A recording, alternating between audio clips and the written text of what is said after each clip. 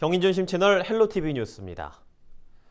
지난 14일 오후 9시 30분쯤 인천시 미추 홀구의 한 아파트 13층에서 불이 났습니다. 불은 약 20분 만에 진화됐는데요. 불로 50대 주민이 다리에 화상을 입고 인근 병원으로 이송됐습니다. 소방당국은 방 안의 향초에서 불이 시작됐을 것으로 보고 정확한 화재 원인을 조사 중입니다. 부천 원미경찰이 어린이집 4살 원생을 상습 학대한 혐의로 부천의 한 어린이집 보육교사 40대 A씨를 불구속 입건했습니다. A씨는 2020년 9월 5일부터 11월 3일까지 해당 어린이집에서 4살 원생의 손목을 잡고 내동댕이 치는 등 16차례 학대한 혐의를 받고 있는데요. 경찰은 어린이집 CCTV 영상을 확인해 A씨의 학대 정황을 확보했습니다. 경찰은 양벌 규정에 따라 어린이집 원장 B씨도 아동법 위반 혐의로 입건했습니다. LH 직원들의 투기 의혹이 걷잡을 수 없이 확산하고 있는데요. 인천 지역 시민단체가 땅 투기를 발본색원해야 한다고 강조했습니다. 인천평화복지연대는 15일 보도자료를 내고 계양신도시와 검암 역세권 사업에 대한 땅 투기 의혹이 지속적으로 제기되고 있다며 인천 지역 정치권과 자치단체들이 적극 나서 투기 의혹을 해소해야 한다고 주장했습니다. 특히 정부의 1차 조사 결과는 국민들에게 큰 실망을 안겨줬다며 조사 대상과 범위, 조사 기간 등을 확대해야 한다고 덧붙였습니다. 이에 인천평화복지연대는 투기지역 조사 대상에 검암 역세권을 포함해 줄 것과 전현직 정치인들을 조사 대상에 포함시킬 것, 민관 검증기구를 마련해 줄 것 등을 정부와 인천시에 요구했습니다. 인천평화복지연대는 지역 정치인들에게 조사에 적극 나설 것을 요구하는 의견서를 보내고 회신 내용을 시민들에게 공개하겠다고 밝혔습니다.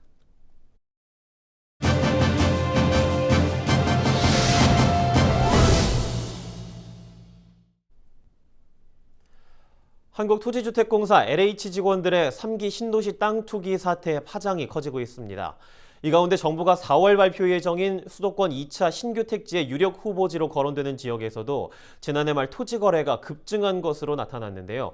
박경훈 소장과 관련된 이야기 나눠보도록 하겠습니다. 소장님 안녕하십니까? 예, 안녕하십니까?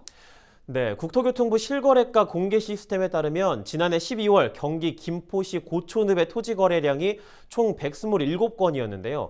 다른 해 월 평균 토지 거래량과 비교해보면 무려 5배가 폭증한 수치라고요. 네, 맞습니다. 11일 국토교통부 실거래가 공개 시스템에 따르면요. 지난해 12월 경기 김포시 고촌읍의 토지 거래량은 총 127건이었는데요. 이 지역의 월 평균 토지 거래량이 24건인 점을 감안해 보면 거래량이 무려 5배 폭증한 게 맞습니다. 올해 1월과 2월에도 평소 거래량보다 많은 39건, 45건의 거래가 각각 이루어진 걸로 본다면 신도시 지정 관련 투자성 거래로 예측해 볼 수 있는 상황입니다. 예, 서울 강서구와 접근해 있는 김포 고촌읍은 접근성이 굉장히 뛰어나기 때문에 하남, 감북, 또 고양, 원흥, 화전 등과 함께 유력한 신규 택지 후보지로도 거론되어 왔었잖아요. 김포시 고촌읍 2차 신규 택지 유력 후보는 어떻습니까? 서울 강서구와 접해 있는 김포 고촌읍은요, 서울 접근성이 매우 뛰어나서 많은 개발 압력을 지속적으로 계속 받아왔던 지역입니다. 인근 고양, 원흥, 화전 등과 함께 유력한 신규 택지 후보로 거론된 곳인데요. 통상 토지 거래 폭증이 투기의 정황으로 회각되는 만큼 이 지역 관련 공공개발 계획, 투자 정보가 유출됐을 가능성이 제기되고 있는 상황입니다. 앞서 LH 직원의 투기가 확인된 광명 시흥지구 일대에서도요, 정부 대책 발표를 앞두고 토지 거래가 급등한 상황입니다. 김상훈 국민의힘 의원실에 따르면요, 시흥시 가림동에서 토지 거래가 거의 최근에 없었었는데요. 8사 대책 직전 3개월간 무려 167건, 올해 2사 대책 직전 3개월간 30건의 토지 거래가 이루어진 상황이었습니다. 네, 고촌 지역 토지를 여러 명이 공동 매입하는 지분 거래도 늘고 있다고요. 네, 고촌 지역 토지 거래의 또 다른 특징이요. 토지를 여러 명이 공동 매입하는 지분 거래가 늘고 있는 상황입니다. 지난해 1월 39건 중에서 14건이 그 지분 거래로 이루어졌고요. 2월 달에 45건 중 20건이 지분 거래였습니다. 이 역시 지난해 평균 지분 거래량이 6건에 비해서 매우 가파른 상황입니다. 그리고 인근 공인중개사 소장님들에게 제가 직접 들은 얘기인데요. 작년 말부터 외지에서 찾아오는 그 손님이 늘어나면서요. 평당 70만 원 정도 거래됐던 토지 금액이 지금은 100만 원이 넘고 매물이 없는 상황이라고 저한테 전해졌었습니다. 예, 소장님께서는 직접 현장에서 여러 실제 상황을 접하고 계실 것 같은데 김포 고촌 지역의 투기 의혹에 대해서 좀 어떤 의견이신지도 궁금합니다. 또 이번 LH 직원들의 3기 신도시 땅 투기 사태와 관련해서 좀 어떤 대책이 마련돼야 한다고 보시는지요? 이번 사태로 인해서 3기 신도시 일정에 분명한 차질이 있을 걸로 예상이 됩니다. 국민의 한 명으로 매우 안타까운 상황인데요. 개인적으로 제가 고양 창릉 신도시 지정 전에 도면이 사전 유출됐었던 시기가 있었습니다. 그때 국토부 장관이 이곳에 신도시 지정이 없다라고 그 공개석상에서 말씀을 하셨는데요. 유출된 도면과 거의 흡사하게 일정 시간이 흘러서 신도시 지정이 됐었습니다. 그리고 그 사이에 지정이 없다라고 국토부 장관이 얘기하고 그다음 신도시 지정이 된 그 사이에 토지 거래가 또 매우 활발하게 이루어졌었습니다. 그때 개인적으로 어찌 이런 상황에서 토지 거래가 이루어지고 토지를 매입할 수 있을까 정말 의아한 상황이었습니다. 광명, 시흥 그리고 고촌까지 모두 비슷한 상황인데요. 개인보다는 공공의 이익을 중요시하며 정책을 추진하고 있는 정부의 스탠스가 일부 공공기관 개인의 문제로 인해서 큰 피해를 국민들이 보게 되는 상황입니다. 앞으로 이런 일이 재발하지 않도록 근본적인 시스템적인 개선이 이루어야 한다고 생각합니다. 네, 박경훈 소장님 오늘 말씀 감사합니다. 네, 고맙습니다. 네, 지금까지 박경훈 공인중개사님과 이야기 나눠봤습니다.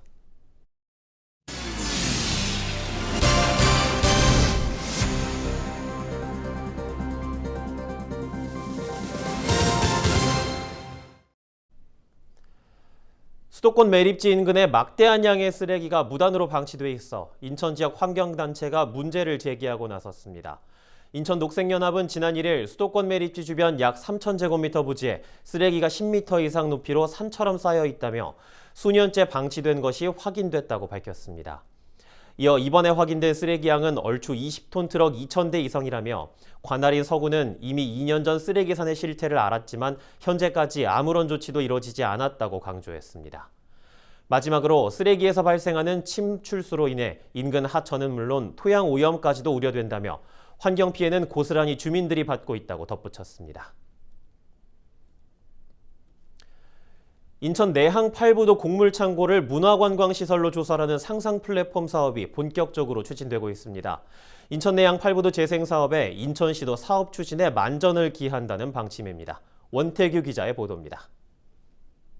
인천 내항 8부도에 위치한 상상 플랫폼은 현재 공공분야 공간의 리모델링 공사가 한창입니다. 총 3층 규모로 전시와 체험, 놀이공간을 비롯해 카페테리아 공간으로 꾸며집니다. 당초 인천시는 CJ CGV와 상상 플랫폼 사업을 추진했지만 CJ CGV 측이 사업을 포기하면서 한 차례 위기를 맞은 상황. 새로운 운영 사업자로 무영 CM이 선정되면서 사업이 본궤도에 올랐습니다. 조택상 균형발전 정무부 시장은 이곳 현장을 방문해 사업 추진 상황을 점검했습니다. 조 부시장은 기존 원도심 상인과 상생할 수 있는 시설이 돼야 한다고 강조했습니다. 경제적 효과가 외부 사람들이 들어와서 일어난다는 건 우리 주민들이 바라지 않을 거라고 생각합니다. 때문에 우리 신포시장이나 신흥시장 이쪽에서 영위하는 분들이 많이 참여해서 이곳이 경제적 효과도 일어나가면서 많은 관광객이 올 수 있도록 이렇게 하기 위해 인천시와 무영 CM은 상상 플랫폼 조성을 올해 말까지 완료한다는 목표입니다. 조 부시장은 공사가 약속된 기한에 완료될 수 있도록 만전을 기해달라고 관계자들에게 당부했습니다. 한편 상상 플랫폼 운영 사업자인 무영 CM은 인천 시민과 함께하는 상상 플랫폼이란 이름의 캠페인을 3월부터 시작합니다. 1분 UCC 공모전과 SNS 기자단, 추억의 8부도 초대전 등 시민들이 직접 참여할 수 있는 캠페인은 상상 플랫폼 공식 블로그에서 확인할 수 있습니다. NIB 뉴스 원태규입니다. 최근 고용 악화와 일자리 변화 등으로 프리랜서가 늘고 있는 추세입니다. 하지만 낮은 수익과 불안정한 고용 형태는 해결해야 할 숙제인데요. 경기도가 전국 최초로 프리랜서 실태 조사에 나섰습니다. 조사를 통해 나타난 문제점은 플랫폼을 구축해 지원할 방침입니다. 김호 기자입니다. 경기도 내 특수 형태 근로 종사자를 포함한 프리랜서는 42만 1천여 명. 방송과 음악 등 고숙련 프리랜서로 범위를 좁히면 14만 5천 명이 활동하는 것으로 추정되고 있습니다. 프리랜서의 가장 큰 취약점은 낮은 연봉의 불안정한 고용 형태. 경기도가 도내 프리랜서 소득을 조사한 결과 40.7%가 2천만 원 미만이었습니다.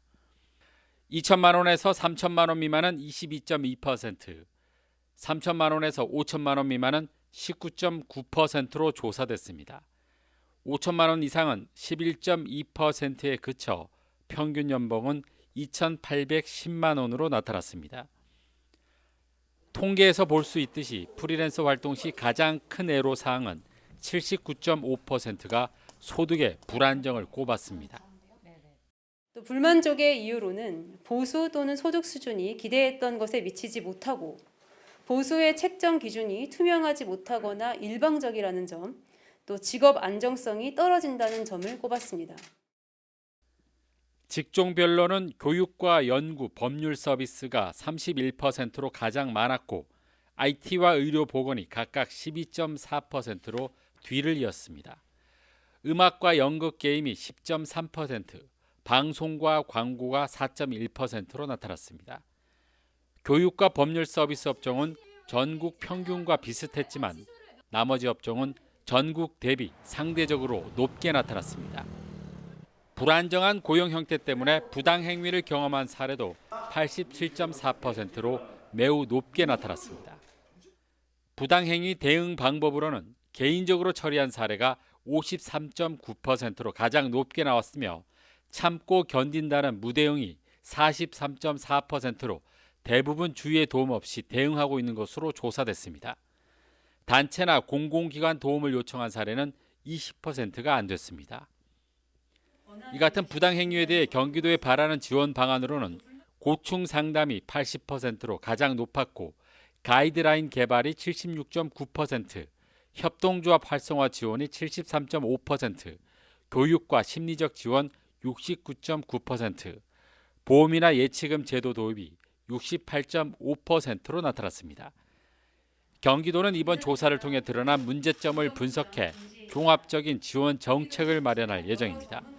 무엇보다 프리랜서들이 사회 안전망 안으로 들어올 수 있도록 경기도형 프리랜서 플랫폼을 구축해 체계적인 지원에 나설 방침입니다. 세무, 노무, 특허 등 각종 행정 처리의 어려움 해소와 또 교육 훈련 기회, 각종 정보 등의 제공을 통하여 프리랜서의 역량을 제고하고 실태조사를 통해서 나타난 불공정 피해 상담, 법률 상담, 계약서 자문 등 부당행위에 대한 상담 시스템을 구축하고 또 신뢰할 수 있는 일감 수조 채널을 제공하도록 하겠습니다. 이번 조사는 지난해 5월부터 11월까지 7개월간 도내 프리랜서 14만 5천 명을 대상으로 1차 설문조사와 2차 심층 인터뷰를 통해 진행됐습니다. 헬로티비 뉴스 김호입니다.